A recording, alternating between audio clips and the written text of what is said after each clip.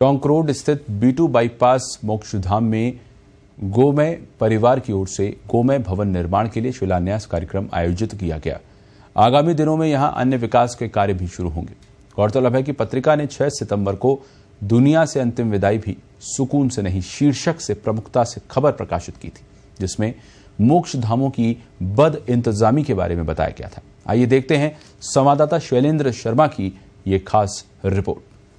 दुनिया से अंतिम विदाई सुकून से भी नहीं, इस अभियान को लेकर राजस्थान पत्रिका ने पिछले दिनों अभियान चलाया था, जिसमें बताया था कि जयपुर के जो मोक्ष धाम है उसमें जो अंतिम विदाई है, यानी कि हिंदू धर्म के हिसाब से बहुत सारे संस्कार होते हैं, वो जो अंतिम संस्कार होता है उसके अंदर लोगों को जब अंतिम विदाई सुकून से नहीं है, क्योंकि मोक्ष धामों की दुर्दशा है, कहीं पर पानी नहीं है, कहीं पर दीवार नहीं है, अतिक्रमण हो रहा है, ऐसे लेकर चाहे वो पंखे नहीं है, मूलभूत सुविधाओं से वंचित मोक्ष धामों को लेकर पत्रिका ने अभियान चलाया था, जिसके अंदर इनकी दुर्दशा बताती है। इसको लेकर पत्रिका में खबर प्रकाशित होने के बाद गोमय परिवार आगे आया और उन्होंने जिम्मेदारी ली कि हम जयपुर के मोक्ष धामों की सुधार करेंगे, उनका जीर्णोद्धार करेंगे।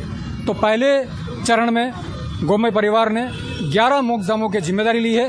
इस वक्त ये जो मोक्ष धाम है आप देख सकते हैं B2 बाईपास यानी कि टोंक रोड स्थित B2 बाईपास पर ये मोक्ष धाम है, और आज उस खबर का असर दिखता हुआ दिख रहा है। अंदर गोमय परिवार और उप महापौर पुनीत कर्नावट, रवि नैयर जी, तमाम लोग यहाँ पर हैं और वो यहाँ पर उसका शिला पत्थर रखकर शुरुआत कर रहे हैं। तो आइए चलते हैं। जैसा कि मैंने बताया कि गोमय परिवार, अंशदानी फाउंडेशन और श्री राम आशापूर्ण चैरिटेबल ट्रस्ट की ओर से यहाँ पर ये जो B2 बाईपास का जो शमशान गृह है, यहाँ पर सीताराम जी और उनकी टीम, गोमय परिवार की पूरी टीम यहाँ पर है।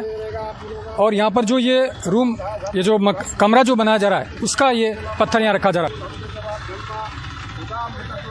इस B2 बाईपास के इस गोमय परिवार के साथ में जो प्रेरक हैं उप महापौर पुनीत कर्नावटी हमारे साथ में, उनसे पूछते हैं, उनसे जानते हैं कि वो इस विषय पर क्या कहेंगे।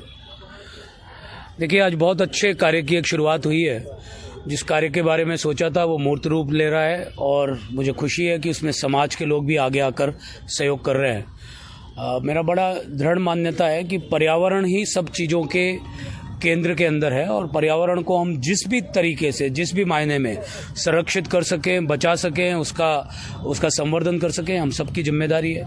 सबसे पहले तो मैं पत्रिका का धन्यवाद अदा करना चाहूँगा कि गोकास्ट पे और गोमय संविधा पे काम तो हम बहुत समय से कर रहे थे, लेकिन जो मोक्ष धामों की स्थिति की जो और चित्रण है वो पत्रिका ने पिछले दिनों जो प्रस्तुत किया तो उससे प्रेरित होकर के हमें लगा कि गोमय संविधा के कार्यक्रम के साथ साथ मोक्ष धामों की स्थितियां सुधारने का भी वक्त आ गया है। और वहीं हमने आपसे निवेदन किया कि 11 मोक्ष धाम जो हमने गोद लिए हैं और निगम के साथ हमारा MOU साइन हुआ है, हम गोमय संविधा के कार्यक्रम के साथ साथ इनकी स्थितियां भी सुधारें।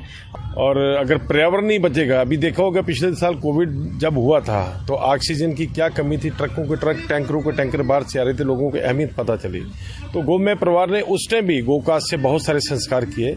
आज भी जयपुर के अंदर कम से कम रोजाना के 10 संस्कार गोकास्ट से होते हैं और उसका श्रेय सीताराम जी को जाता है। इन्होंने बहुत मेहनत की है कि हम गौ माता को राष्ट्र माता बनाना चाहते हैं, जिसके लिए हमने 2014 से कई दफे दिल्ली में बहुत बड़े आंदोलन किए हैं।